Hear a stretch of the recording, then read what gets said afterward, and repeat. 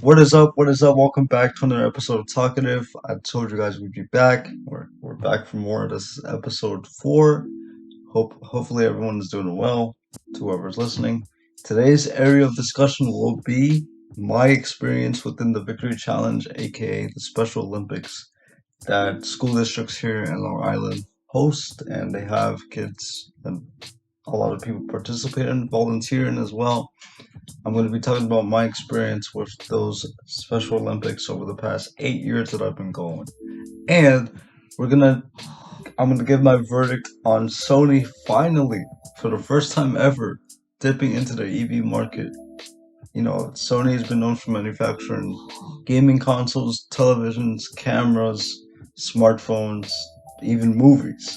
So it's going to be interesting to see where this EV direction goes. So to start, we're going to be discussing about the Victory Challenge. And now, for those of you who don't know, the Victory Challenge, aka Special Olympics here in Long Island, is an event that's hosted every year around the summertime, where students from multiple schools and multiple school districts who have physical and learning disabilities, they gather, they group up, and they participate in multiple physical activities and physical events to earn medals and just overall have fun, form a network, and gain some recognition as well as a group, which are kids with disabilities in all these school districts. I've gone to this event for the past 8 to 9 years, and let me just say, it holds a very special place in my heart because this is where I got to meet some of the best people within the school district, some of the best teachers, friends, and just overall students. And for the social experience, it's great. Every time I got and I regrouped with my school, saw familiar faces, my therapists, old teachers that I used to see back in elementary school. It's always a good feel to see those people again and just spend hours with them and participating with them. So that's always a good time. But the main part of this event overall is the participation and the overall sports that are organized for this event. Now, me personally, my favorite one, of course, has to be track, where I race against other kids who were wheelchair bound, or even walkers, like standard walkers. There were kids who would literally do races in walkers, which is pretty impressive. So the racing definitely is for me the best event, and not to toot my own horn, but I've won silver medals, I've won gold medals within the races and stuff. So the races is always a good time. Usually it's 40 meter. We never have to go around the full track, because that would be a hassle in its own. I mean, going around a full track in a motorized wheelchair. I've done it before, but in a race, it could get nerve-wracking and just overall overwhelming. So we've never really had to do 100 meters or anything above that. It's usually just a straight line from beginning to end, start to finish, 40 meters straight up. And like I said, it's probably, for my experience of going to this event, it's probably one of my favorite sports to participate in. And like I said, I've won medals through that sport, and it's just fun. Other sports that are included are discus throw, club throw. Let me just say, the discus, no, what's one of the hardest? No, not the discus throw. The club throw has to be one of the hardest, because the clubs that they use for that particular event, they're heavy.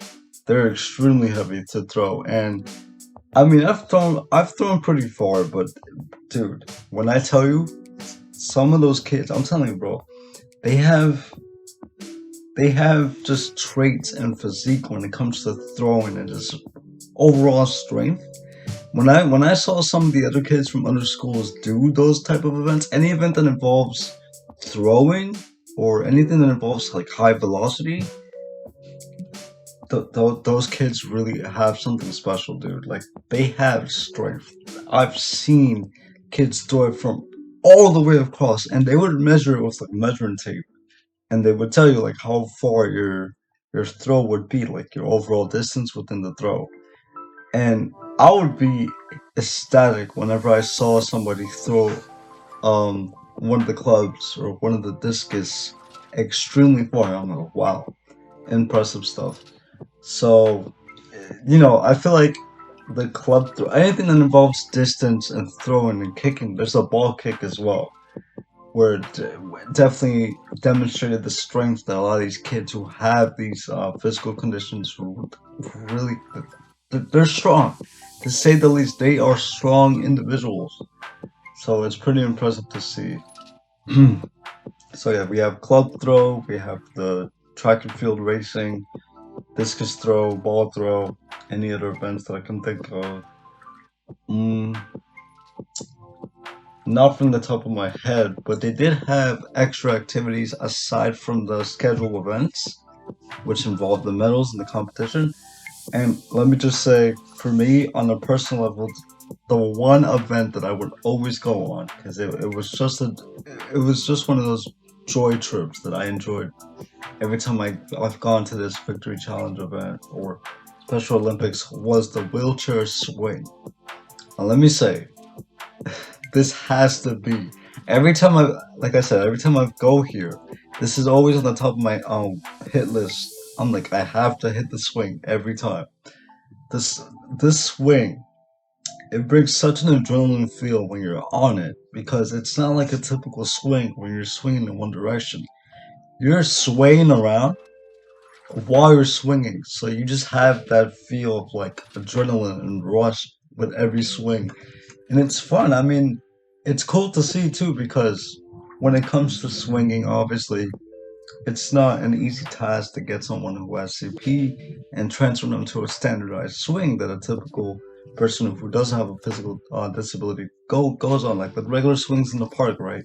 So the fact that there's accessibility and flexibility with these type of events and the swinging, it's just really fun, and it shows that these events are about inclusivity and making sure everyone has a fair share of enjoyment no matter what. So the swing was probably one of my favorite parts throughout this entire event. And yeah, I mean, over the past 8 years, I've always enjoyed coming here. Like it was always a joy because I knew that I was going to see old friends. And overall, I mean, now that I've gotten older, and unfortunately, I'm not in high school anymore, so I can't go to that event because I'm not under that school district anymore. Now that I'm older, I'm 19 now. I begin to reevaluate and think about the benefits that this event brought to a lot of these people. And like I said at the start of this episode, it brings joy. It brings people together. It's all about inclusivity.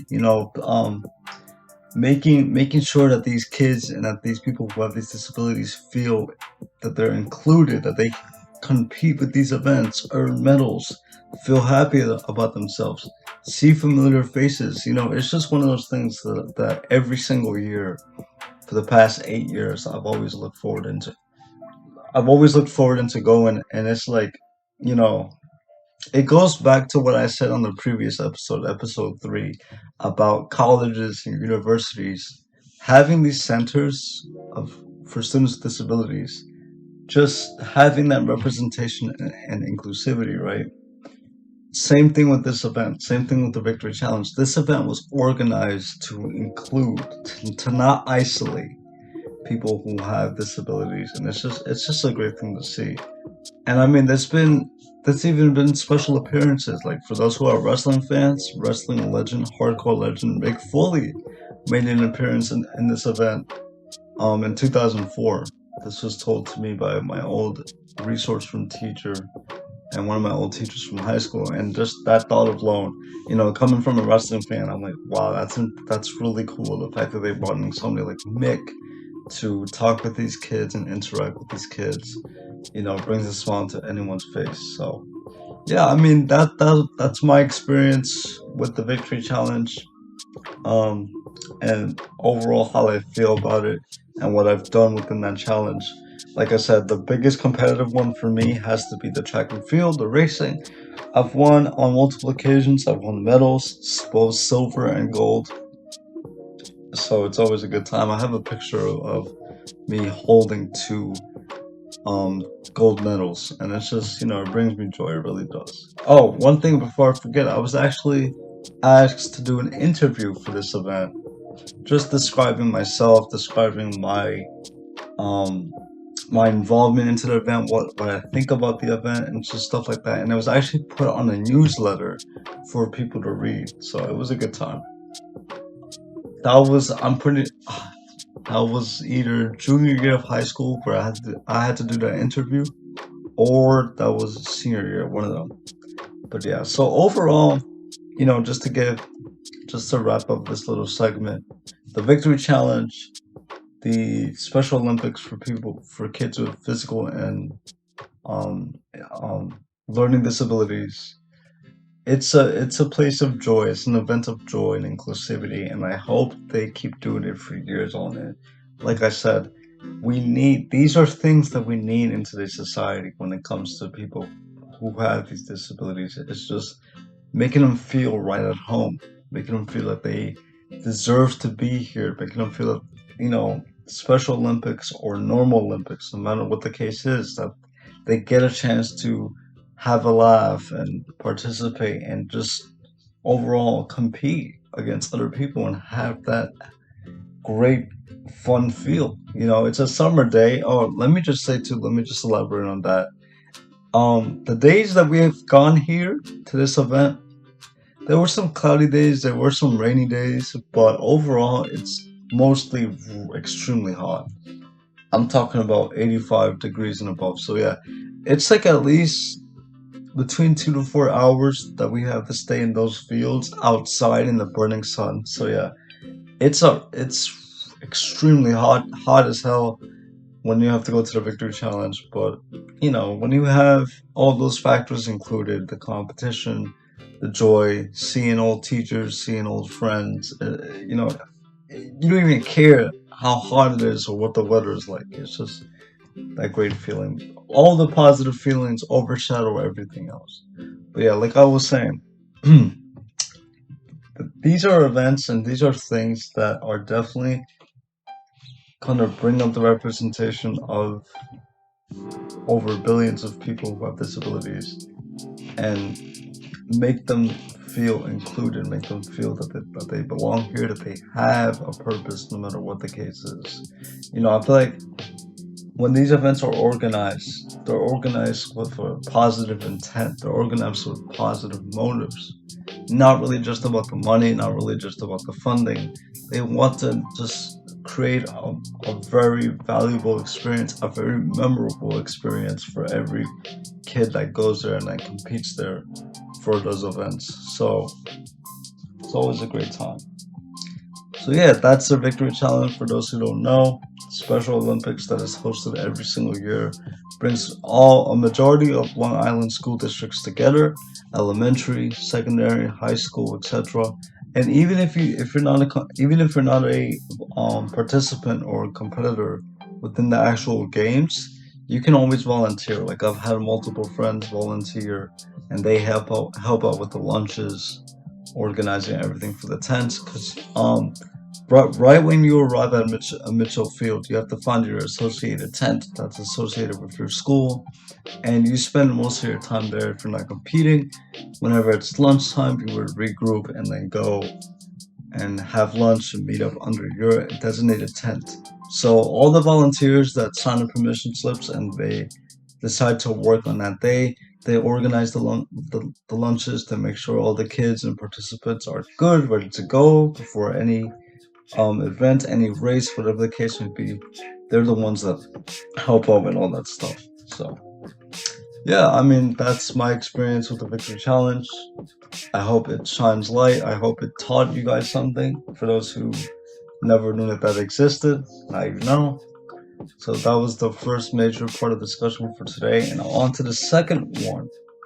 Now, for those of you who are car people, for those of you who are EV fans, you know that the influence of EVs, especially now in 2022 and beyond, will be extremely heavy and extremely large, as most of these combustion vehicle manufacturers will begin to make that transition to EV sooner rather than later.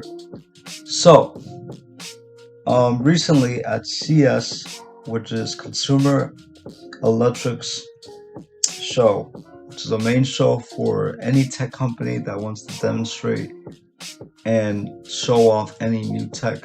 This is the show where all that is hosted. CES. This year, CES 2022, Sony came out with all the bangers. Reveals that you honestly, they were, rumored, they were talked about, you had concepts, but the fact that you actually got to see it live was pretty impressive. And I'm talking about their first ever electric vehicle. Yes, Sony is developing and manufacturing their first pair of electric vehicles, one being a four-door SUV and the four-door sedan being the second model. Now, if you're a fan of Sony, if you're a fan of tech, if you know, Sony is mainly known for their gaming console production and also their cameras as well. And pretty much nowadays, their movies. Like, they make a majority of Marvel movies and they own some rights to some of the most popular Marvel superheroes like Spider-Man per se, and anti-villains and villains like Venom and so forth. So yeah, they're known for a lot of things. They're a very popular tech company, but you would never figure that for the first time ever, they would be the ones to produce their very own EV electric vehicle. But it's happening. So at CES, Sony unveiled two electric vehicles under their brand new company, the brand new branch company that are going to be the ones responsible for the development and manufacturing of these cars, which is Sony Mobility. So Sony Mobility is going to be the company involved in producing these cars and the making of these cars. And just to give a little bit of the spec sheet, there's two models. So the Vision S, the cars are going to be called Vision S. Interpret S however you want it. Vision Sony, Vision whatever the case would be. For me, I think Sony works best. It sounds more appropriate in this situation, in this scenario. So the Vision Sony or whatever you want the S to be. But there's two models. The Vision Sony 01 will be a 4-seat sedan and was the vehicle developed on the Vision S concept. It uses the common Vision S platform and drivetrain, giving Vision S version 1 a 0 to 100 kilometers per hour time of 4.8 seconds and a top speed of 240 kilometers per hour. That's pretty impressive. Well, let me just talk about the 0 to 100 4.8 seconds. Now, I'm gonna go out and say off rip that I'm not an EV expert, but I love learning about these things.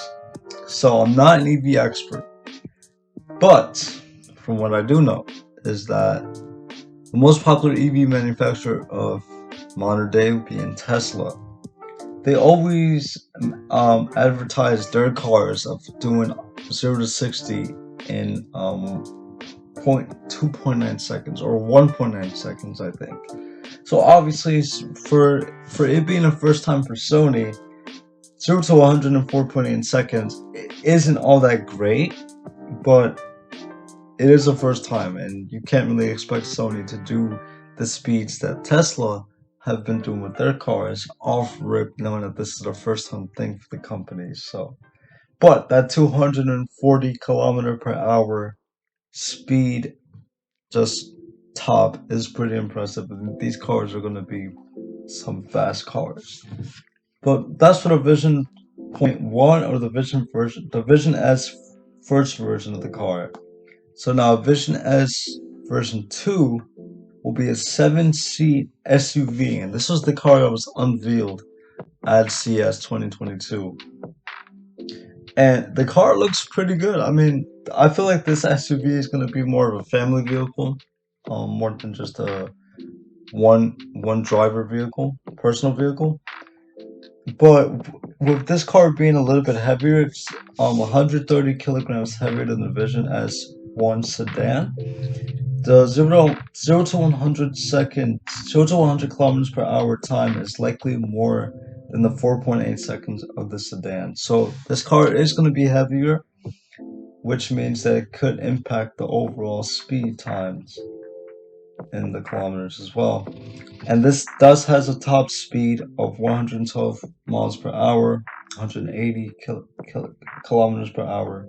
So yes, this SUV will be slower than the sedan, but with understanding factors as well. Inside, so overall design, from what I've seen in a Verge clip on YouTube from CS, the interior looks pretty impressive. The interior has a three display panel on the front. Three displays. Now Tesla only has the main display panel in the front, which is used for map navigation, viewing games, putting on music, or the settings of your car. But this one has three. Now again, I might have to look at these over to make sure I get the accurate points. From what I saw, from what they were showing at CS, I saw three different displays, and instantly I begin to come up with some sort of thoughts or assumptions, like what are those displays going to be used for? Coming from somebody who's been a gamer and, funny enough, a PlayStation owner for more than a decade now, I wonder if they're gonna have a heavy influence in PSN, PlayStation Network compatibility within these displays, and give you the ability to actually play, and connect via Bluetooth your DualSense or DualShock controllers and play on the go, play on the road. That would be awesome, of course, coming from somebody who's known for the gaming industry and developing gaming consoles.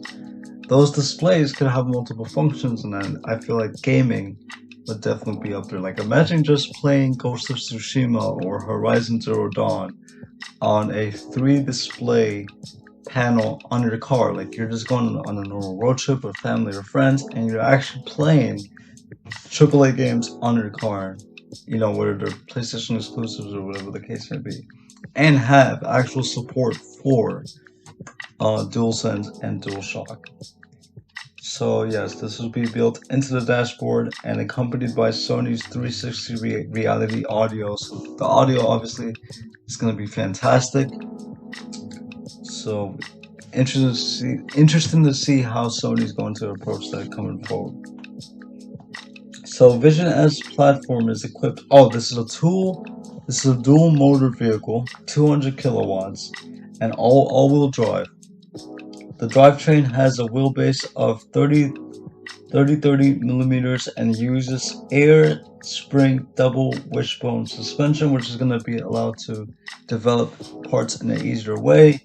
And the mobility of these cars are going to be just off the roof. Like, these cars are going to move extremely smooth with all these integrations added on. So that's the basic spec sheet and design sheet for these vehicles. Now, all we have to do is play the waiting game and see when these cars eventually go on the road and there's people actually driving them. By the way, production for these vehicles doesn't start until spring of this year, so spring of 2022. So, can Sony do it? Can Sony dip in for the first time into the EV department? And I know the EV department, it's growing large. You have small companies like Rivian with their trucks and their own sedans and SUVs, trying to shine light into this world of electric vehicles. But can Sony impress? Can Sony impress the investors? Can Sony impress the press release and just have people at all with their own integration of EVs? Only time will tell. So yeah, Vision S, Vision Sony, however you want to refer it, it's coming soon. So Sony will be developing their first EV for the first time. And just as I mentioned, honorable mention, they also unveiled the PlayStation VR 2, the next generation of PlayStation VR, coming out pretty soon. And the controls that they have for this VR headset is actually pretty interesting. It's I have no idea how to describe it, but it's a very unique design, and interested to see how it's going to work when it comes to most VR games. It's already unveiled a title for PlayStation VR 2 known as Horizon Mountain. Oh, I forgot the name of it. Horizon. It's in a Horizon game, so a game developed by Guerrilla Studios. So for VR, so it looks pretty good from the trailer. Interested to see what this VR headset's going to be capable of. Gonna have 4K, 60 FPS for rendering, high-end rendering, high-end graphics, and this is it. This is the next version of PlayStation VR. Me personally, I've never owned a PSVR, so who knows? Maybe this might be something I might consider buying for the first time. But with that being said, those are the main discussions that we had for episode 4. This is a rather shorter episode than episode 3 because I'm prepping for the very first guest episode. We're gonna have somebody here on the show for the first time next week. So episode 5 is gonna be the big guest episode that I've been wanting to do um, for a while now. But this episode's gonna be rather interesting. Usually with these guest episodes, I want to like get out of our main area of discussion, which so far it's been tech and disabilities, because since I've been recording these episodes alone, quite frankly, I've been focusing on the main areas of discussion and the main areas of emphasis, which are those areas. But these guest episodes, we're going to tend to dip out of those areas and, excuse me, pardon, and have conversations about just about anything. Conspiracies, history, which that's just a hint of what the next episode's going to be for. And current events, whatever the case would be, whoever's a fan of pro wrestling, whoever's a fan of anime, any of those conversations, those will happen within the guest episodes. So next week, look out for episode 5, which I'll be bringing one of my friends over, and we're going to be having an interesting conversation for episode 5. So look out for that. And with that being said, thank you for listening. We topped out at 27 minutes today. Like I said, it's a rather shorter episode. And to close it off, as for those of you who've been listening, you guys know that I like to close these off with the interesting disability fact of the episode. And the disability fact for episode 4 is about 91% of disabilities are caused by illnesses, and 9% of disabilities of today are caused by overall accidents, whether it's through car crashes, um, transportation crashes, whatever the case may be. So, that being said, thank you for listening. This has been episode 4. This has been Talkative. We'll see you guys next week for episode 5 of the guest episode. See you then. Take care.